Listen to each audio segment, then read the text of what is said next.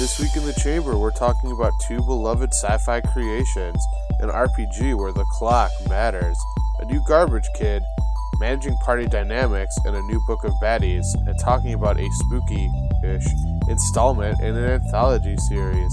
This week on Fandom Roulette. Hey everyone, how's it going? My name's Joe. And I'm Cody. And welcome to another installment of Fandom Roulette. Yay! Hey Cody, what have you been up to these days? Well, first I wanted to say Happy Valentine's Day. Oh. And Who do you say that to?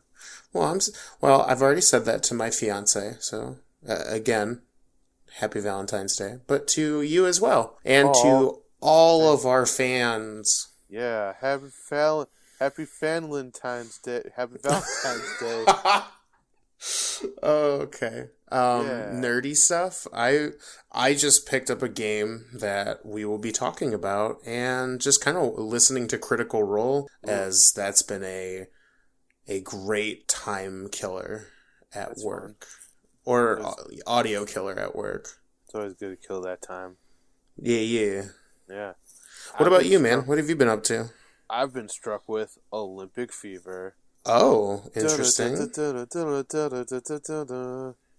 Yeah, I mean, I like the Olympics, especially the Winter Olympics, because I know it's like sports, but it's like weird sports that you don't get to see all the time. And also, on the nerdy side of things, I finished the newest book in the Expanse series. Nice. Which I mentioned briefly the last time we recorded. And this book was crazy because it had like a time skip, and it has sort of sent the series in a bold new direction. And I legitimately don't know what's going to be happening next, which I think is kind of cool. Very cool. Yeah. I always enjoy a really good time skip. Yeah, and this one was like pretty cool just because I thought I understood where the series was going to be going after the sixth book came out, and then it just kind of, I think that's where time skips can be really effective, where it's just kind of like, surprise, it's not actually where you thought it was going at all, so. Yeah. Very cool.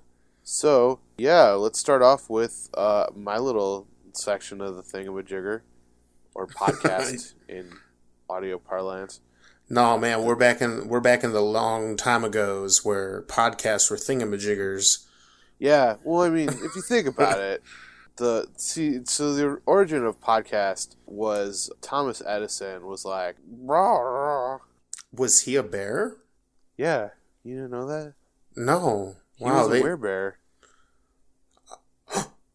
I finally understand. He was the guy responsible for creating Human. That's some internal continuity for our listeners. So. Oh man, that's good. So going along with this new kind of jumping off point question, Cody messaged me out of the blue and he was like, it'd be a good question. I was like, what's up? And he was like, talk about zombies. I was like, okay. So it just felt so fitting for Valentine's Day. It really did. I would agree with that assessment. You want me to talk about St. Valentine's? I can just kind of pull the wool underneath it and talk about him. Nah, zombies. Okay, that works for me.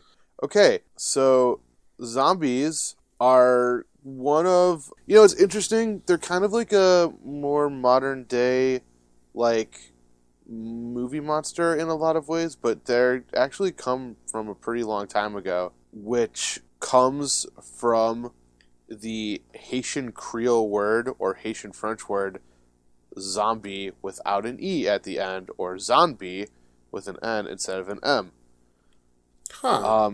And it's interesting because the term zombie was first recorded in 1819. That was a really long time ago. That is a long time ago. So it was recorded in a history of Brazil by this guy named Robert Southey, who was a poet. And it's also kind of funny because he was actually referring to a Brazilian rebel leader named Zumbi. Oh.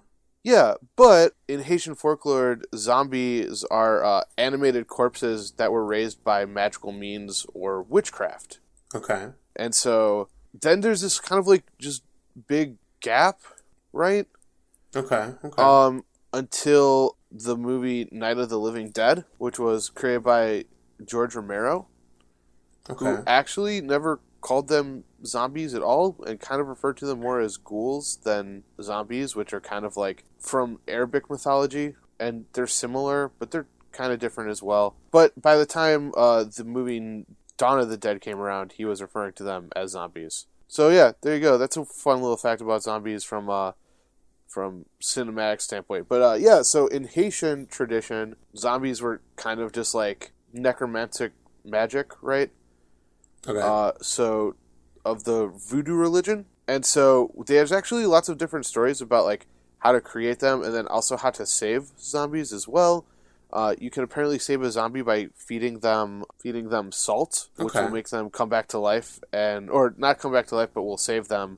And then, it's also been suggested that zombies are like a reflection of soul dualism, which is a belief in Haitian voodoo, which means that, the soul has kind of two parts. Okay. Which is an interesting concept, right? That they just kind of pop up and will kind of go into reanimate a body. And I think that's kind of where it originally comes from, is this idea of these reanimated corpses. And as I was kind of looking through, there's kind of this interesting idea that comes out in depictions of zombies, which is kind of a little bit connected to, and it's going to be a little dark, I warn you ahead of time, the slave trade.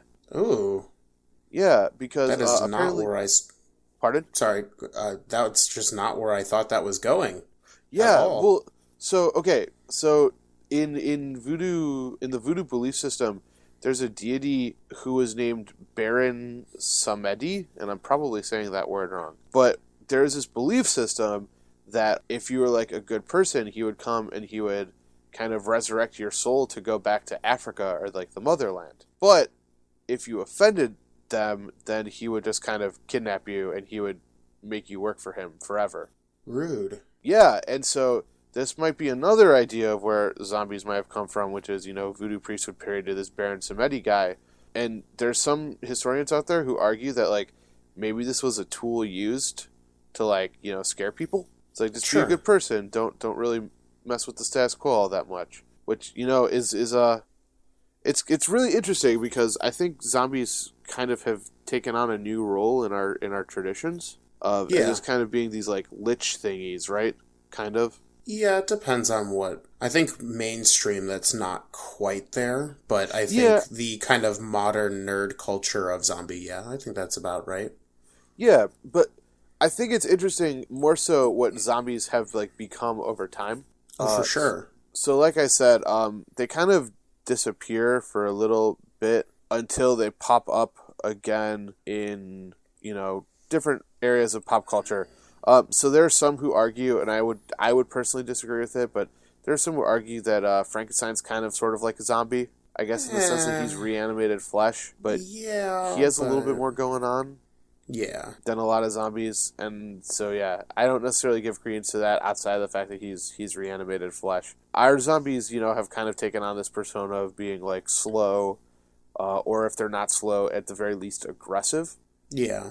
But they all kind of sort of meld their way through our pop culture, so zombies can very easily be what you want them to be. I know by the time the movie Dawn of the Dead came out, have you seen Dawn of the Dead, Cody? Now, there's a lot of movies that have Of the Dead. Yes. You're going to have to shorthand the plot for me so I know which one you're talking about.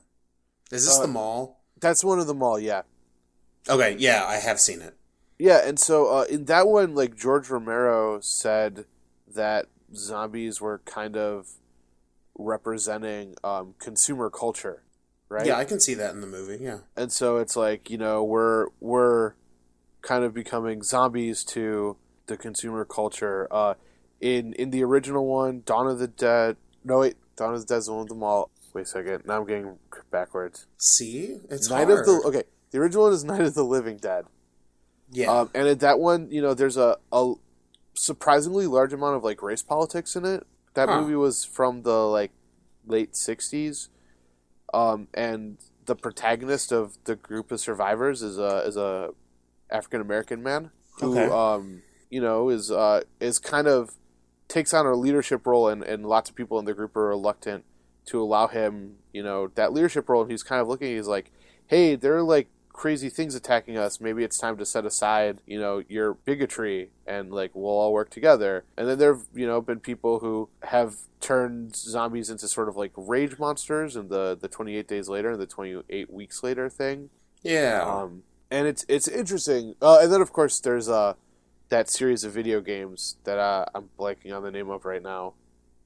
Resident Evil. I mean, Resident Evil, you got Left 4 Dead. I mean, there's tons of zombie games. I think there's... Yeah, Left 4 Dead's like the newest one. But, zombies have kind of... Oh, and then the House of I'm going to correct you on that before I let that go too far. Resident Evil 7 is the most recent one. Left 4 Dead 2 is ancient by gaming standards now. I just want to shore that up before anyone flags me on that. Oh, okay. Yeah. Don't at Cody. But yeah, I just think it's interesting because when I was looking it up, I had heard that zombies were like a relatively recent thing, but it was more so in pop culture than anything else.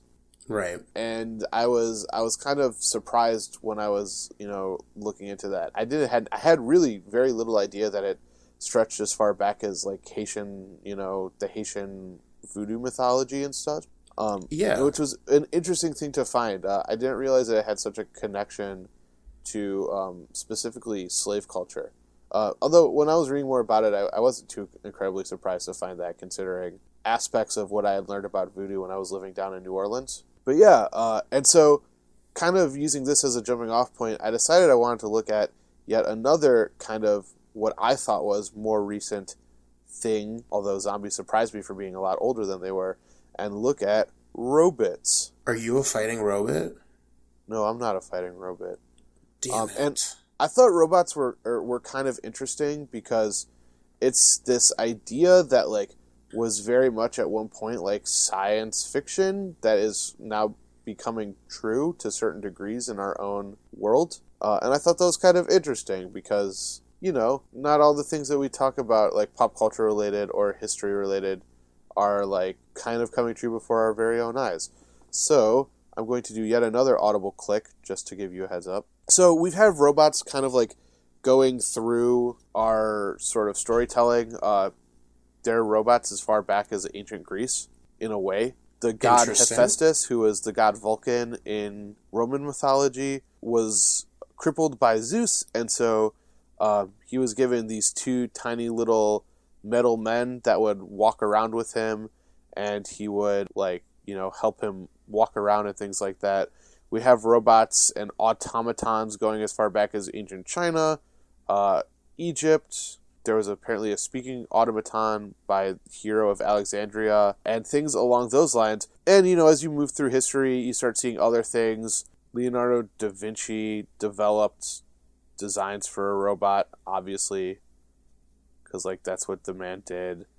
And then other levels of sort of like mechanized tools or mechanized creations that could move to a set parameters. But the word robot itself was actually only first coined in 1920, which I thought was pretty interesting, which was by a Czech playwright named, and I'm going to butcher this, so apologies in advance, Czech listeners, Karel Čapek.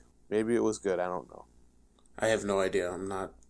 And he wrote this play called RUR, or Rossum's Universal Robots. And this was a play that, very, very briefly was about this factory that used a chemical substitute to manufacture living humans that were called robots. And they were given all kinds of menial tasks, and they were treated as second-class citizens. And as a result of it, the robots rise up and, kind of attack. Yeah. And so I learned about this play thanks to a really awesome YouTube channel called Brows Held High, where he was talking about the television show Black Mirror. But the word robot literally can translate to serf labor or hard work or drudgery. And so basically this word robot is a word that basically meant, free labor or slave labor to a certain degree. Happy Valentine's Day, guys. Man. Ugh. But, over time, robots have kind of, once again, been co-opted to be lots of different things. You have the adorable ones from Star Wars.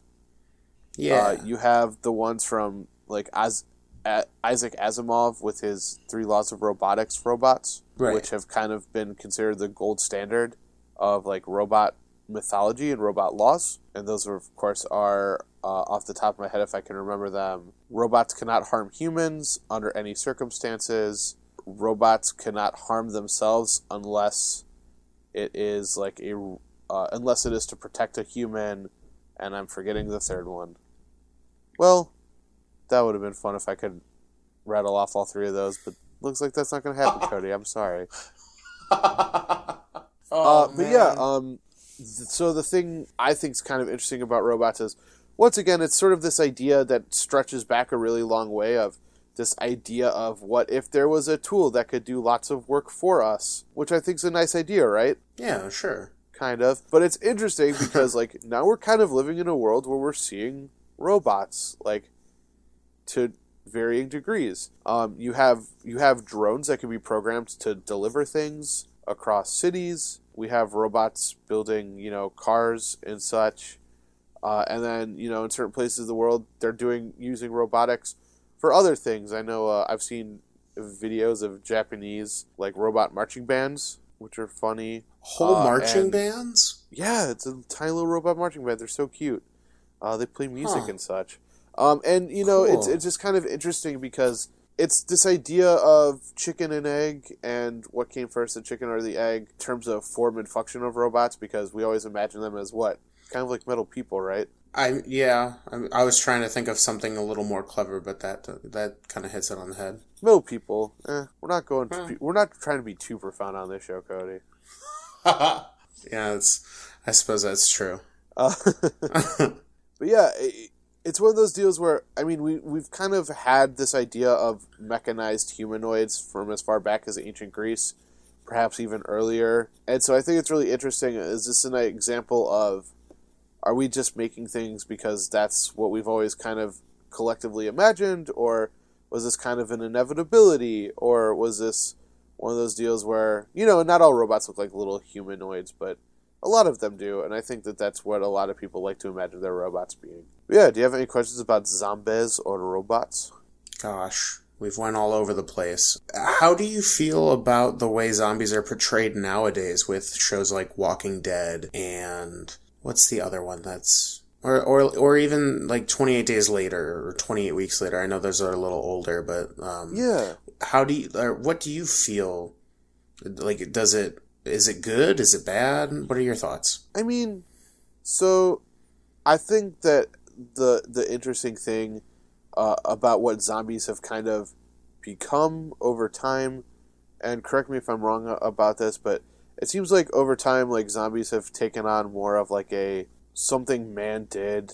Like, so like we created, an X thing, and it created zombies. So it's like we cured cancer, but we accidentally created zombies in the process, Right. Or I know in Walking Dead, aren't they very ambiguous about what caused the zombie apocalypse? Yeah, I mean, I'm not up to date on my Walking Dead. I kind of stopped watching the show after season 1, and I'm at the point now where I think my comic book knowledge of The Walking Dead is old and super dated. Like, I think the show's even way past this point.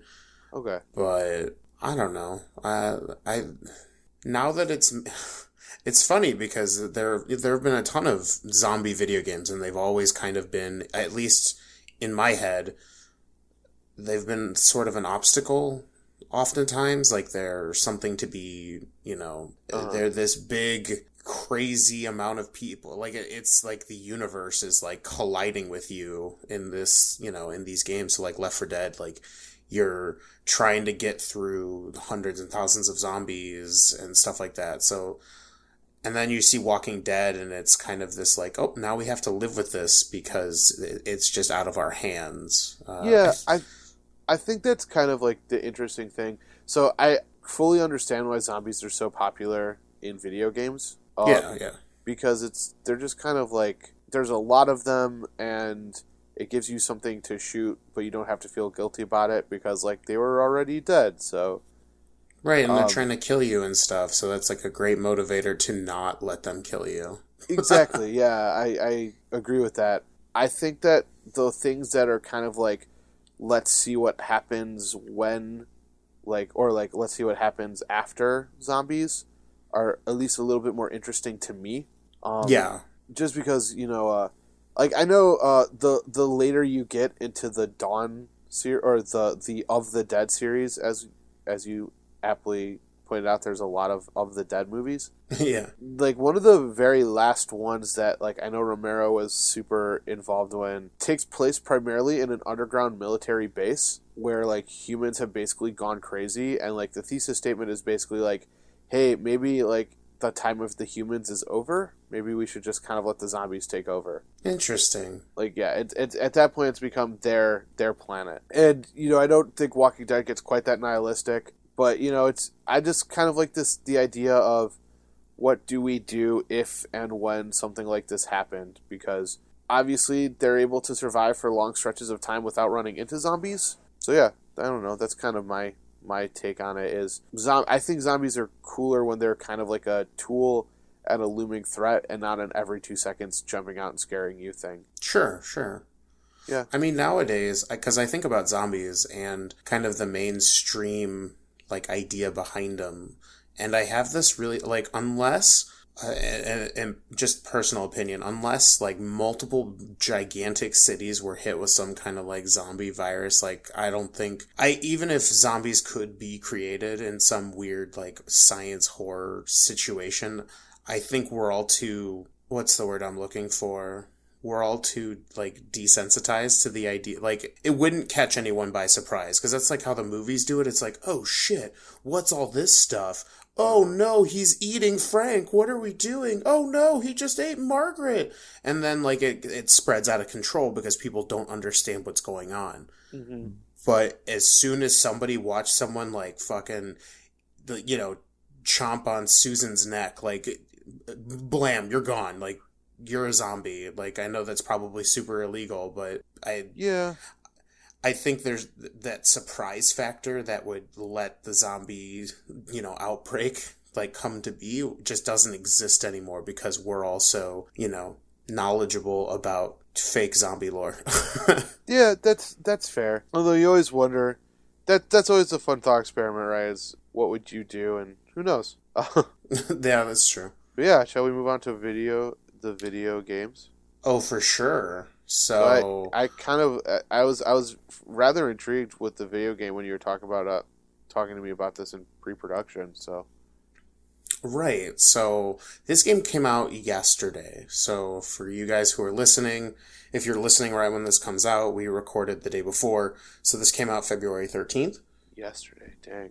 Which is yesterday, right. So the game came out. I unfortunately have only gotten about 2-ish hours of playtime with it. So okay. I'm not... That's enough. But I did get to watch a lot of it while I was anxiously waiting to get it. So this was, I believe it was a Kickstarter game from a long time ago. And like the kind of the elevator pitch for it was, we want to make a medieval era accurate action game that is, like I said, accurate and a little brutal, I guess, to modern sensitivities. Sure. So basically it's set in the 1400s, so way back when. And this probably ties a little bit with our night episode a little bit. Yeah. And you play the son of a blacksmith who is kind of living his everyday life, and then suddenly an army comes in and destroys your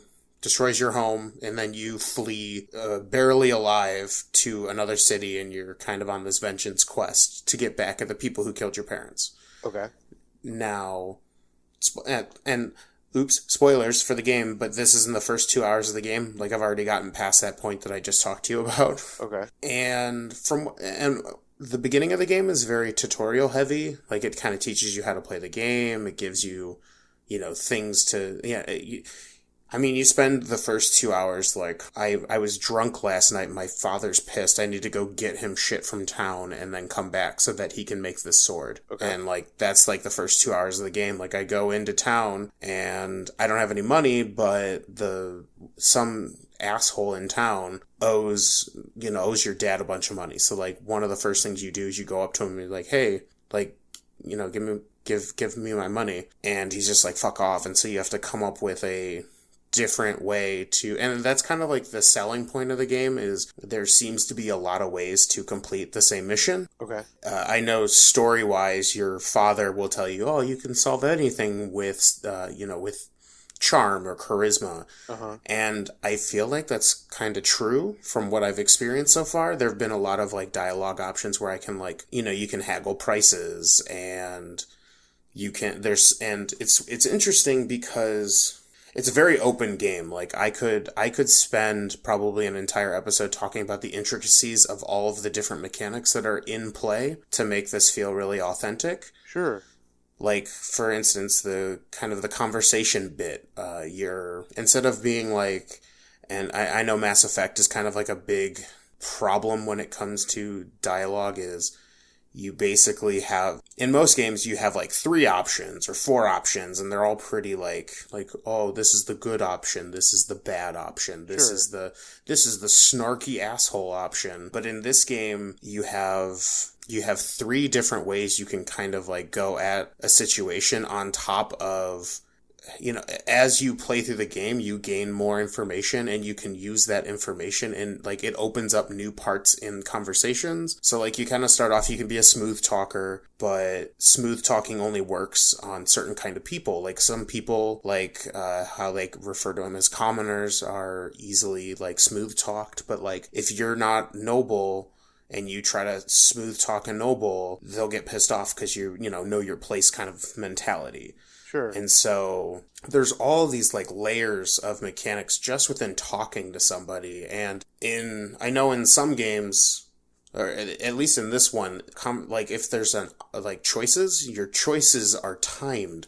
So you only have so long to look at the dialogue options and go, oh, I just got here and I need money. Because if you wait too long, I think it just defaults you to something that's not going to work. I haven't seen what happens if you do that, but okay. Yeah, and that's just combat, and it kind of harkens back to an older style of video game where, like, in this game, you get skill, like, so you get, at the beginning of the game, you get like dialogue options, like right at the beginning, like, where were you last night? And you can kind of get a jump start into certain stats. So they have like strength and agility and vitality and charisma. Okay. And so your mom's like, why were you so drunk last night? And you could be like, for the charisma option, oh, I was out with my girlfriend, or, oh, I was out in a bar fight. And that like kind of gives you natural increase to your certain stats at the beginning of the game. Okay. But from there, you just have, like, if you want to be good at archery, you have to use your bow, and you just got to keep using it until you get better with it. And so you get skill ups, I guess, if you shoot a bow.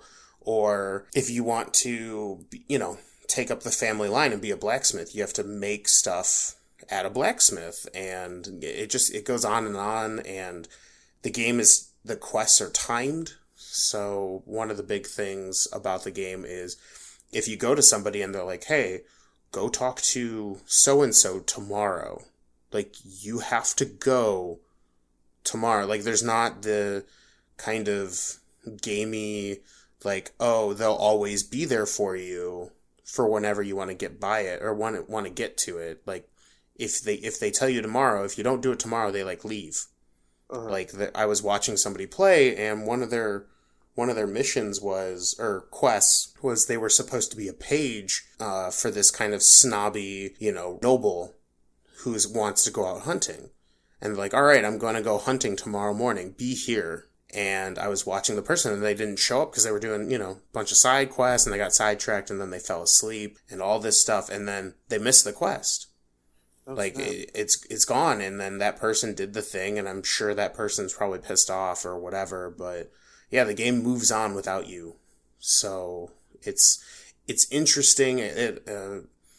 I said it before, it kind of harkens back to a more difficult era of video games where things felt, to me, this game feels almost like a medieval blacksmith's son simulator, where it's trying to be as close to that experience in a game as possible without, completely destroying the concept of a game.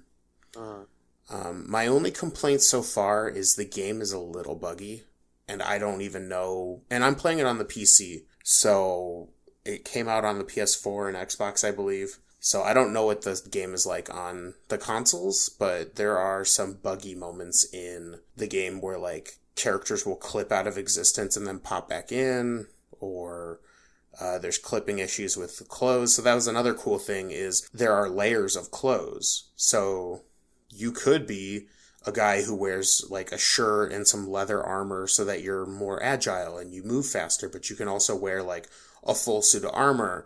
But the thing about that is if you're wearing a full suit of armor with leather armor underneath it, like a fully kitted out knight, you move really slow. But it's harder for people to do damage to you, and like it's just very interesting. And yeah, I'm only 2 hours in, so it's kind of the tutorial age. Like I just like lived a shot to the leg from like a bow and arrow, and it's been pretty intense so far. So if any of this sounds interesting, it's definitely worth looking into, but I think it's a good game so far. Yeah, it definitely sounds kind of crazy.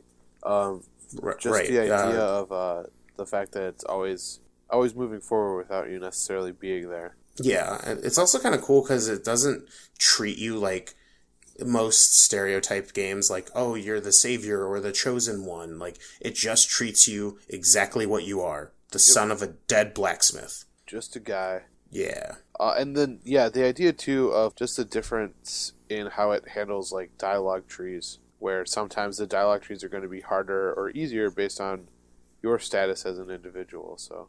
And it's also, and I'm going to add one more, depending on how dirty you are can change dialogue options. So if you're covered in blood from a battle and you go to intimidate someone, like they're more inclined to be scared of you. Or if you find a town guard who you need something from and you pull them away from their buddies and they're all alone, that increases your chances of intimidating them. So like it's very in-depth. There's a lot of things going on, and it's pretty cool. Should we do the middle section? Yeah, let's do that middle section. Middle section? Okay. That was a quick one this week. I don't have a song in my heart this week. Oh man, that's a bummer. Yeah. So for anybody who wants to add to this conversation, last week I did a whole podcast on a couple questions I got from some fans. If you want to ask us questions or you want to, conversate with us, you can follow us on Twitter at fandomr_podcast. Yeah. That is our Twitter handle. If you want to get to us via email, if you want to ask us a question, something that we might, talk about, or maybe you want to complain about how Joe pronounces all of these fancy people's names, you can get at us at fanroulettepodcast@gmail.com. And if you're looking for right now we're on iTunes, we're on SoundCloud, we're kind of looking into making sure we're on all available podcasts, yes. Foundation. I don't know what Androids is, but right. But just different areas so that you can. It's easier to find. If you're looking for something easy for, say, somebody who's not into podcasts yet, or if you remember any one thing from this midsection, you can find us at www.fandomroulette.com. That's where we post our podcasts. It's where there's extra information when we get our Facebook up and when we, have like notes coming on about things moving forward. That's where we'll be posting that stuff. A big area for, potentially when we have to, maybe change schedules or, that stuff. You can find us there. That's where the magic lives.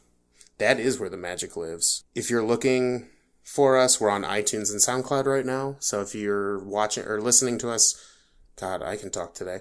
If you're listening to us, please, on iTunes anyways, please review give us a good note, share us to your friends. We'd greatly appreciate it. We do. And we're doing Facebook and YouTube down the road. Yep. But otherwise, that's the good middle section. That's a good middle section. Look who it is. It's the Garbage Kid coming down the track. Garbage Kid. So, I don't think we've decided on a name for this, but I do enjoy Garbage Kid.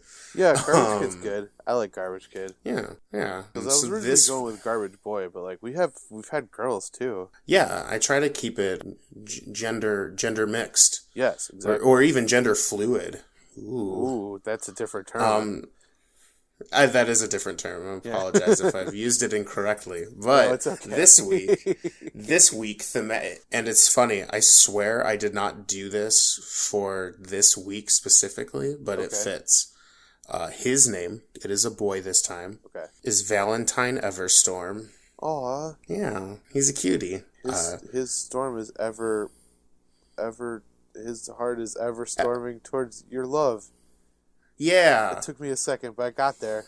Yeah. So, Valentine Everstorm is a human fighter. Okay. Valentine never knew who his parents were because he was born on a battlefield. Whoa. Just like my favorite movie, the insert year here, Conan the Barbarian reboot starring Jason Momoa.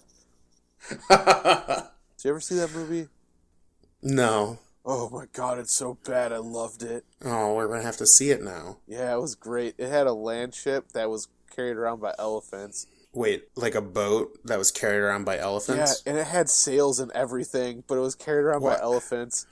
Why would you need sails for a land boat? Exactly. It was the best and the worst. Oh, amazing. Anyways, we're off topic. Yeah. Valentine. Since one.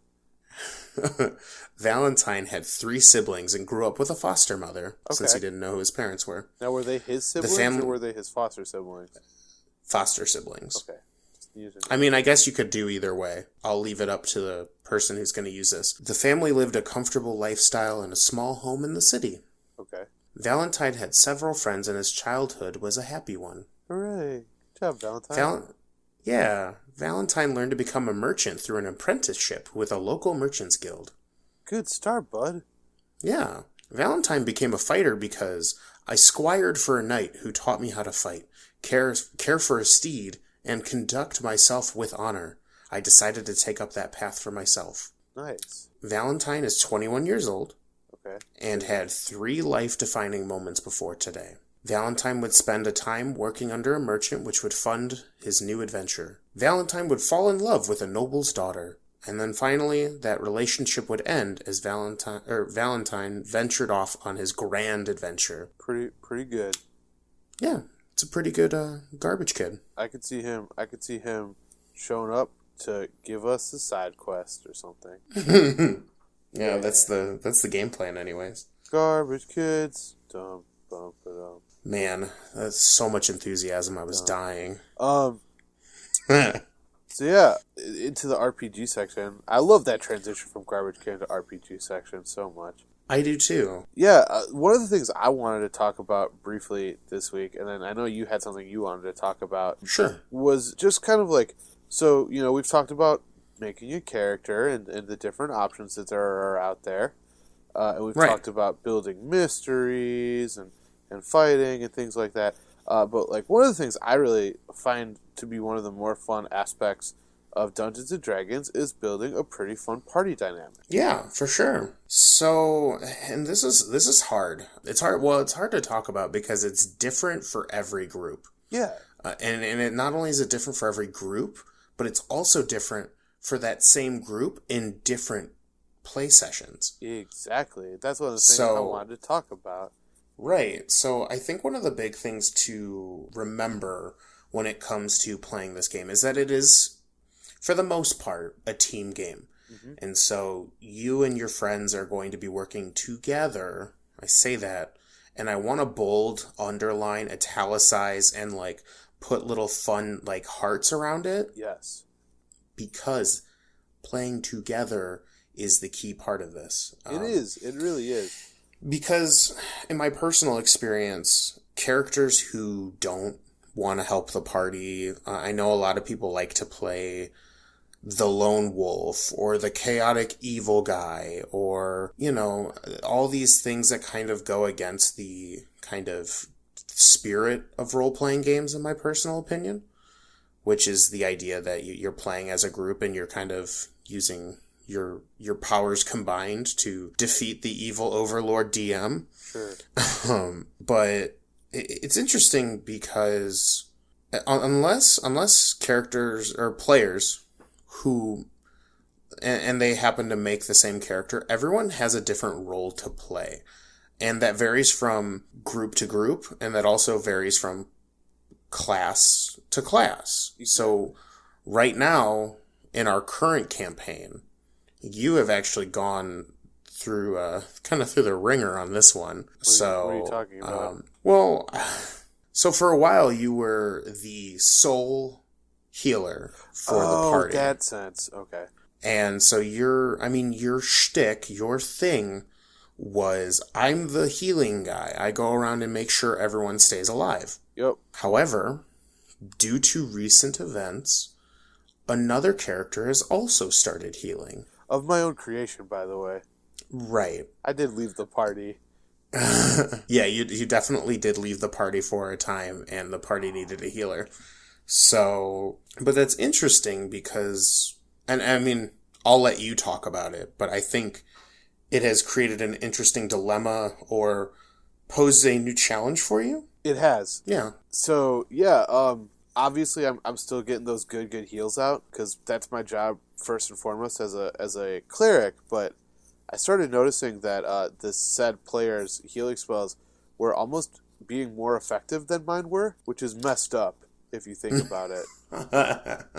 Because I'm a cleric, and like literally that's like cleric. They heal people. Like that should be the class subheading. I know you could be other kinds of clerics. Sure. But you also picked the life cleric, which is basically the augmented healing cleric. Yeah, for sure. And it's just, I think I'm playing it up a little bit more than maybe... Well, no, I feel like my character would be insecure enough to freak out like this. But yeah, it's just kind of been interesting because I'm starting to look at spells a little bit differently as well now. But yeah, for sure. It's just kind of frustrating because it's like that was kind of my niche. And now... Right. And so, I've thought about it in terms of, maybe I try to be a different kind of cleric, although I don't really love that idea, and I've had enough people try it. I've had one person fairly successfully talk me out of it. Which of our players was that? Joel. Oh, okay. That doesn't surprise me. But, it's nothing necessarily bad. And then I know someone else was joking around that they were also going to get healing spells. And then I was joking around that I was going to go up the next track down Bard and start casting Cloud of Daggers every 2 seconds. Nice. Which is an inside party joke, but which is neither here nor there.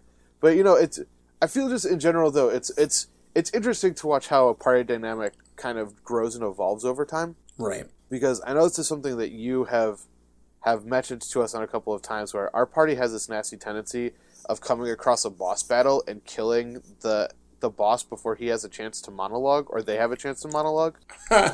Yeah. And apparently we've lost out on some pretty key information because of this tendency and this habit that we've found ourselves in. A little bit. So let's just put it this way.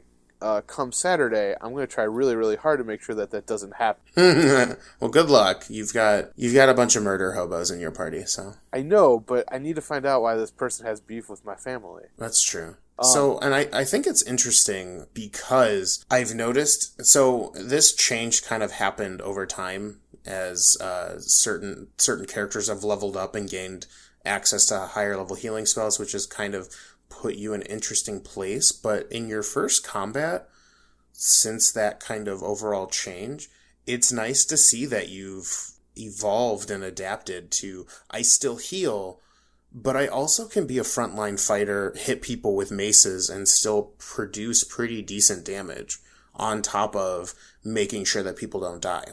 That is true. I did get to use my hammer for the first time in a year. Yeah, I forgot that you had a warhammer. I was like, wait, excuse me? That, and I was saving spiritual weapon for later, but that's neither here. It's true. Right. But I kind of go on. spiritual weapon, friends. you do enjoy the spiritual weapon, which is great because all of yours are like silly gag jokes, like the monkey with the tambourine. Is Yeah. that right? So really quick for the folks at home, spiritual weapon's a fun little spell where it assumes a form of your deity, and my deity. I don't think Cody was quite intending the way that Joe interpreted Nope, not Gustav. at all. But he's kind of like a Bacchus god of like jokes and joviality and wine and partying and stuff.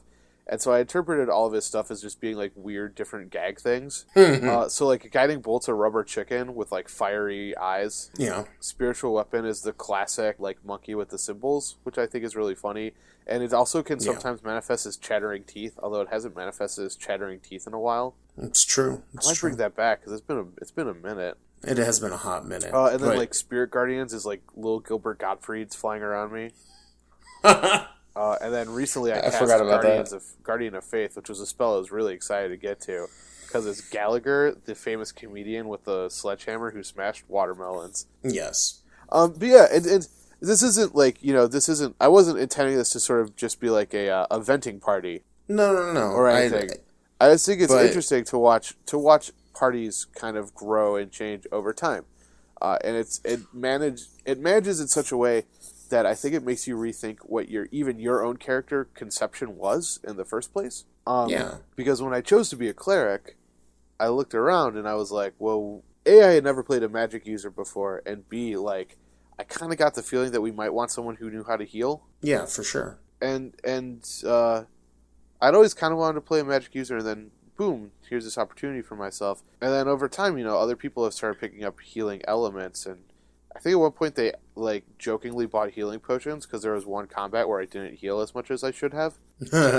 I remember plus, that. it's always good to have two of those on hand. But yeah, I mean, I just think it's it's one of the fun things about the game, but it's also something that it's like every now and then you just have to think about it. You have to see where your party is, and you have to learn how to adapt because of it. Right, and I think that's kind of the takeaway from this. Like, I know we tend to get off tangent and we talk about stuff that maybe not everyone understands, especially because most people aren't in our RPG sessions. But I think the takeaway is that if your party's going to evolve, there are, there's multi-classing, there's all different like there's magic items, there's, it's very hard to look at a character who's level 1 and go, this is how I'm going to be for the rest of the game. I mean, you'd hope from a storytelling perspective and a mechanical perspective that your character would evolve and, get more abilities and kind of turn into a new person. And I think that kind of looking at your party dynamic, who everybody is, like, we have the rogue, we have the cleric, we have the guy who, shoots psychic beams out of his eyeballs, or the paladin, and kind of look and be like, all right, I might have a different role now. Maybe I'm, for you, I mean, you got a lot of armor. Maybe it's time to jump up into the front line every once in a while. Nope. Or I know you won't, but I mean, with your high AC and all, you'd be perfect for it. But I think the takeaway is just don't look at the changing in party dynamics as like something terrible or awful or something that's, that's real crappy because another character is doing this, that, or the other thing, but maybe a stepping stone to what your character can do in the long run, or, maybe make sure you're looking at all your options. You might be using abilities or skills so infrequently that you run into a situation where you could have used it, but since you haven't used it so long because all I do is cast healing spells, you never had the ability to even try the other things. Uh-huh. So I think that's the takeaway is, I think it's a learning experience rather than like, a problem that needs to be dealt with. You know what I mean? Exactly. Yeah. All right, and you want to talk about the book real quick? Yeah, so it's May 18th, I'm sorry. Coming May 18th, 2018, we're getting a new D&D supplement called Mordenkainen's Tome of Foes. Tome of Foes. Like the book, not the, where your body lays after you die. And it's a new D&D supplement on kind of now D&D is a vast universe filled with all sorts of, nuances, and there's different planes of existence, and you live on one, but there's like a plane of fire where it's just like a giant burning fireball and volcanoes, and there's the Shadowfell, which is this kind of dark, twisted reflection of the material plane, and that's where all the shadows and undead hang out, and there's this huge planar situation going on, and 5th edition doesn't have a whole lot of material for it, at least to use on as like a jump board to your own, custom campaigns. And so this book is going to solve that. It's also going to solve our lack of high-level monsters. Hooray! That's what we needed. Mike Merles has come out and said that in the printed release that half the monsters will be over CR10, which for any D&D nerds out there is like, holy crap, we don't have a whole lot of those.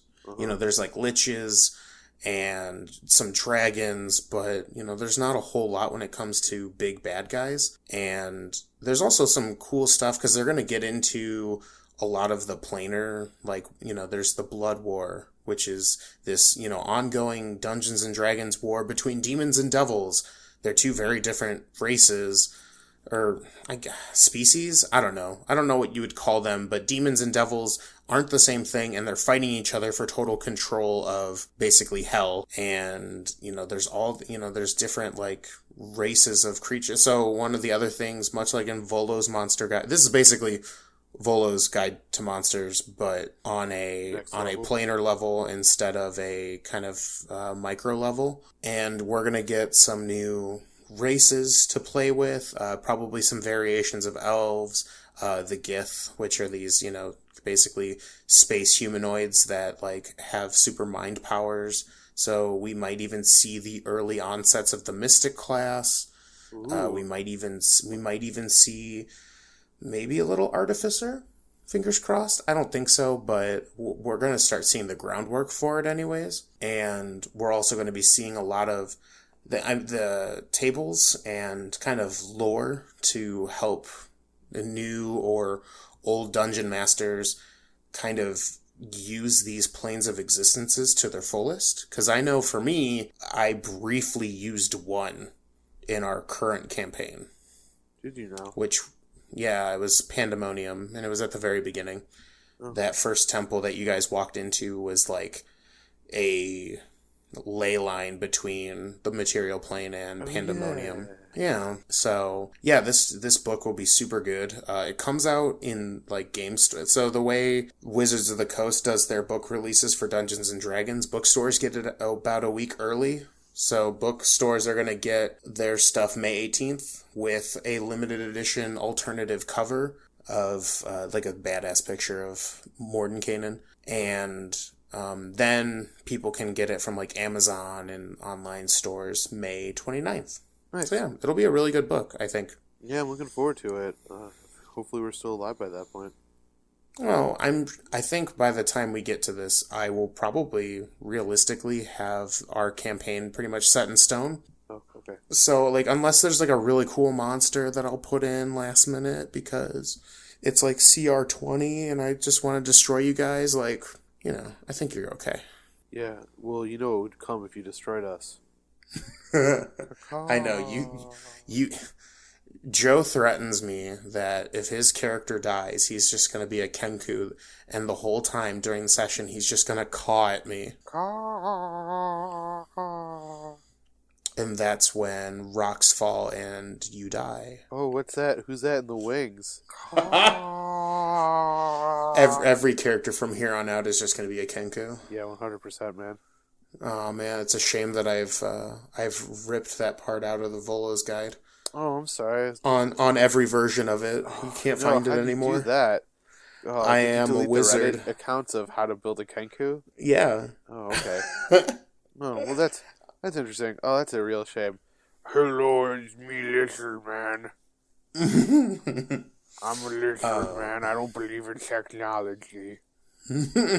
That's what lizard men sound like canonically now. Wow, they sound like you had like a big ice cube in your mouth. Yeah, whatever. It's a skill I have. So yeah, moving on to that last little bit of section.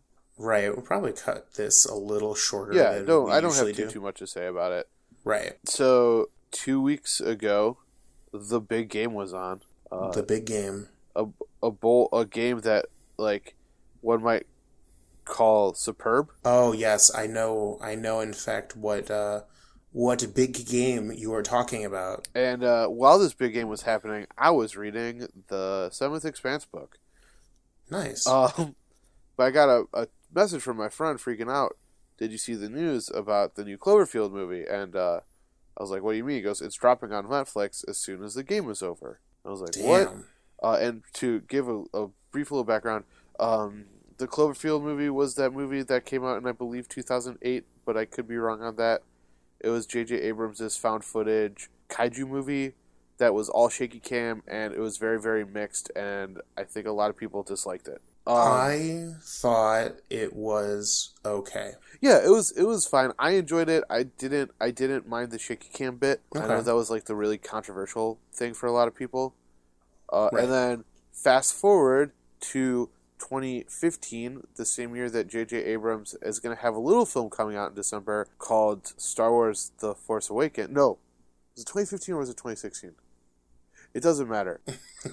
Star Wars The Force Awakens comes out, and it was either right before or right after, well, not right before, but it was either before or after the film, like this trailer just drops.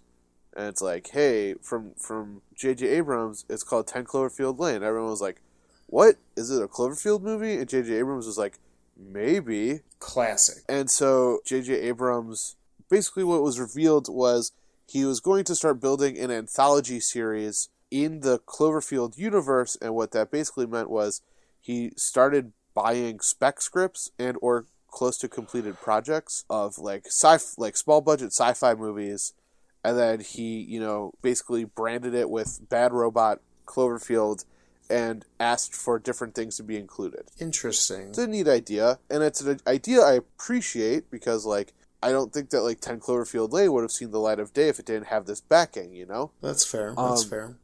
But 10 Cloverfield Lane was... Yeah, I haven't seen... I watched the first one, and then once I heard that this movie was another Cloverfield movie, I was semi-disinterested. Oh, well, 10 Cloverfield Lane is really good. That's what I hear, and I probably should watch it, but... I would recommend it. Okay. This one, I had some more problems with. All the actors in it were really good. Okay. Well, the last one had some pretty good actors in it, didn't it? Yeah, it had John Goodman. Yeah. As, a very scary paternal character. Yeah. And then Mary Elizabeth Watson, who was Ramona Flowers in the Scott Pilgrim movie. Okay. And if you ever saw the cult classic Sky High, she was in that one as well. I don't know if I've seen that. Oh, it's so good and cheesy. And I don't know if it's actually good or if it's just everything I've ever wanted in a movie all thrown together. But anyway. Okay. It's just, I've seen people kind of hating on Cloverfield Paradox. I liked the performances enough that it kind of redeemed the movie for me. Although, the more I think about it, I think the less I like the aspects of it, because it involves some parallel dimension stuff, but apparently in this parallel dimension, weird things happen. Like, if your arm gets cut off, it starts moving on its own. Okay. Yeah. Got a little Addams Family in here? Okay. Yeah, exactly. It's just... It was a well-acted movie. It had a really, really good score, and I think that it might have been a direct to Netflix because they knew it might not perform as well as they thought it was going to perform. Sure. Well, plus Netflix is, huge, so it's not really a stinker to be put on Netflix. Exactly, yeah. And I really enjoyed the atmosphere of it. There was some really effective spooky moments. Sure. And some pretty interesting, little action set pieces. One in particular involved a really neat, basically futuristic caulking gun with, liquid metal. Okay. That had, magnets in it. But, it was kind of a bizarre movie. One that I don't know I would necessarily recommend to people unless they were super on board with this, Cloverfield anthology paradox thing. Okay. So I guess my review of it is... I liked it well enough. I would have been upset if I saw it in theaters, but I'm already paying for Netflix, so might as well give it a shot. Okay. So good Netflix show, but not necessarily a great movie to like spend a bunch of money on. Exactly. Yeah, that's what I would Okay. say. I'm glad that they put it onto Netflix straight away, because if I saw it in theaters, I probably would have been unhappy. Right. Yeah. Especially with how expensive movies are now. Like, For sure. yeah. A movie I would not recommend is Bright, by the way. Oh. Yeah. I like certain parts of Bright, but overall it was not super great. Yeah, I would agree with that. Um. All right. Shall we sign off?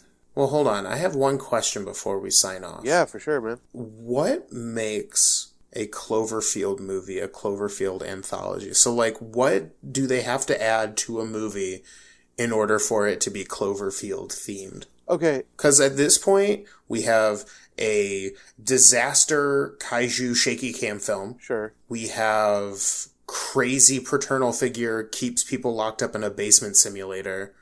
And then we have weird sci-fi paradox thing with goofy shit going on in another dimension. So do you care about spoilers for either of them? I don't, but spoiler tag for the whole anthology. Yeah, spoiler tag for everyone. At the end of 10 Cloverfield Lane, she, like, pops out of the bunker. Okay. And then she's attacked by a smaller kaiju that kind of sort of looks like it could The have one from come the from first the original Cloverfield thing. Okay. And then she's driving off into the distance, and then as she's driving, there's like a pretty effective like lightning flash, and you see what looks like a mothership. And So then, not only are there kaiju space monsters, but there are also aliens. yeah, possibly. And then in this one, the Cloverfield stuff felt far more tagged on, or Okay. far less effective.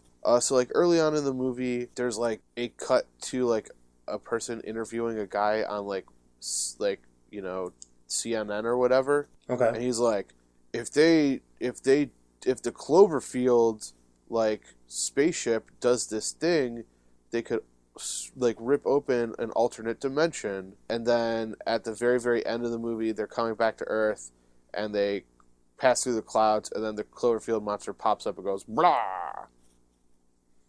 Huh. And so really no direct ties other than mild. no, and that's why people are reference. saying it's like an anthology thing, where it's like stories that are all existing. And then what people are saying is like the effective thing about this one is, you know, because they've torn open visions in time and also in space, these things can happen at any time, and they can manifest themselves. So it's like maybe every movie is in its own like, you know, parallel universe. And they're all dealing with like, So you know, they're doing different their varieties or different genres of like, you know, sci-fi monster movie. Sure. So they're doing their own Cloverfield multiverse. Exactly. So who knows? Who knows how it pans out? You know what? At the very least, I appreciate the fact that it's J.J. Abrams taking risks on like little sci-fi movies that might not have otherwise seen the light of day. Right. You know, I appreciate things like that, especially because, you know, people are out there always shouting about, you know, oh, the only movies are, you know, superhero movies and like Star Wars movies and Harry Potter. Well, yeah. Why can't we have other movies? And it's like J.J. Abrams is like taking a risk and giving us other movies, you know? That's pretty cool. I can dig the concept. That's what I appreciate in it. That for sure, that's what I appreciate in it. All right. Okay. Now should we sign off?